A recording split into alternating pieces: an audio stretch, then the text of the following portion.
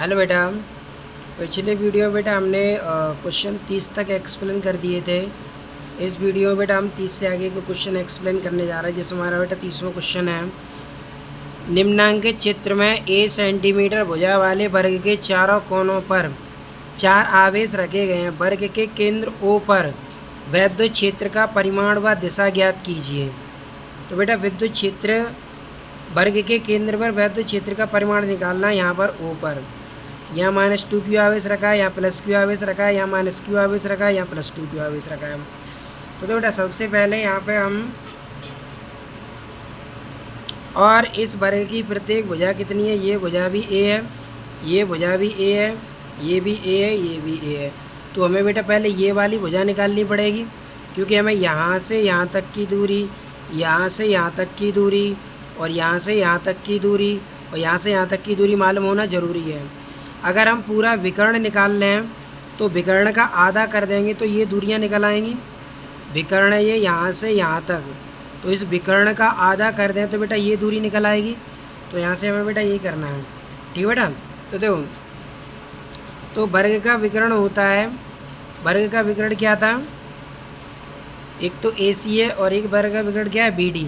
और वर्ग का विकर्ण होता है बेटा भुजा √2। क्या होता है, भुजा √2। और भुजा कितनी है वर्ग की, a। तो AO बराबर BO बराबर CO बराबर DO। तो देखो बेटा यहाँ से इस विकर्ण का, ये यहाँ से लेके यहाँ तक विकर्ण है, इस विकर्ण का अगर आधा कर देंगे तो ये वाली दूरी निकल आएगी। तो यहाँ से बेटा विकर्ण का आधा कर देंगे, AO बराबर BO बराबर CO बराबर DO। √2a/2, 2 से 2 कटेगा तो a/√2 बचेगा। यानी अब ये यहाँ से यहाँ तक की दूरी कितनी आ गई, a/√2। तो ये कितनी हो गई, a/√2। ये वाली दूरी भी कितनी हो जाएगी, a/√2। ये वाली दूरी भी कितनी हो जाएगी, a/√2। और ये दूरी भी कितनी हो जाएगी, a/√2। तो सबसे पहले बेटा हम इन दोनों के कारण, इस आवेश के कारण और इस आवेश के कारण यहाँ परिणामी तीव्रता निकालेंगे। फिर इस आवेश के कारण, इस आवेश के कारण यहाँ परिणामी तीव्रता निकालेंगे। उसके बाद परिणामी तीव्रता निकालेंगे। तो देखो बेटा, तो देखो यहाँ से तो बिंदु O पर परिणामी तीव्रता निकालनी है हमें इन दोनों आवेशों के कारण।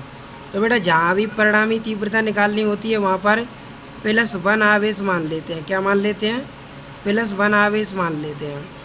तो देखो बेटा ये +2q है, ये +1 है। तो प्लस और प्लस में कौन सा बल लगता है, प्रतिकर्षण बल। तो प्रतिकर्षण बल लगने के कारण ये +2q इस +1 को इधर प्रतिकर्षित कर देगा, ये +2q इस प्लस को इधर प्रतिकर्षित कर देगा। और ये +q इस +1 को इधर प्रतिकर्षित कर देगा।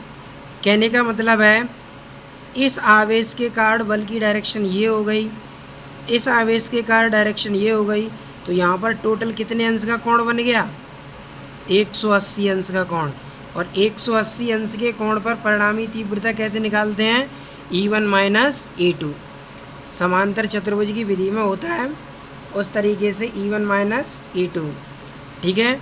तो यहाँ पर ऑपोजिट डायरेक्शन हो गई।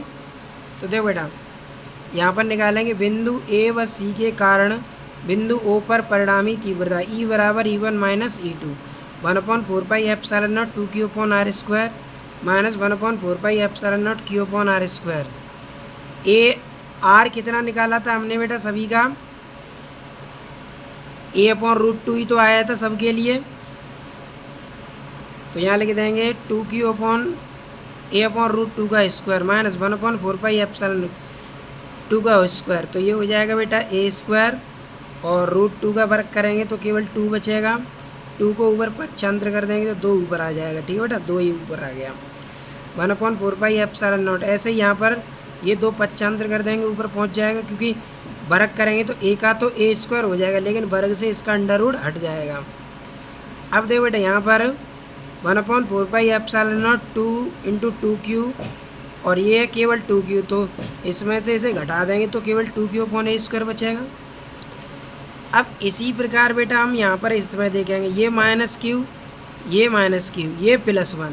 तो माइनस वाला इस +1 को अपनी तरफ खींचेगा ये माइनस वाला इस प्लस वन को अपनी तरफ खींचेगा, क्योंकि माइनस प्लस में आकर्षण बल लगता है, और ये प्लस इस माइनस की ओर आकर्षित होगा, क्योंकि माइनस प्लस में कौन सा बल लगता है, आकर्षण। तो इसका डायरेक्शन हो गया इधर, इसका डायरेक्शन हो गया इधर, इसका देखो ये -2q है, ये +1 है, तो -2q + 1 को अपनी ओर आकर्षित करेगा, तो इधर आकर्षित कर लेगा। ये -q इस +1 को इधर आकर्षित करेगा, तो अब भी 180 अंश का कोण बन रहा है। तो यहाँ पर लिखेंगे बेटा बिंदु बी व डी के कारण बिंदु ओ पर परिणामी तीव्रता E डबल डैश बराबर E1 - E2 1/4πε2q/r², और ये 1/4πε/q/r², तो 1/4π/q/r²।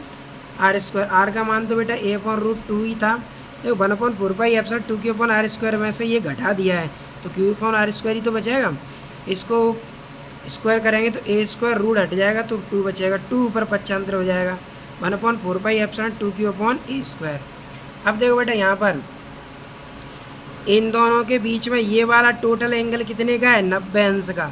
तो यहाँ पर आप परिणामी तीव्रता निकाल लेंगे 90 अंश पर। तो बिंदु ओ पर परिणामी तीव्रता है E'² + E double dash square.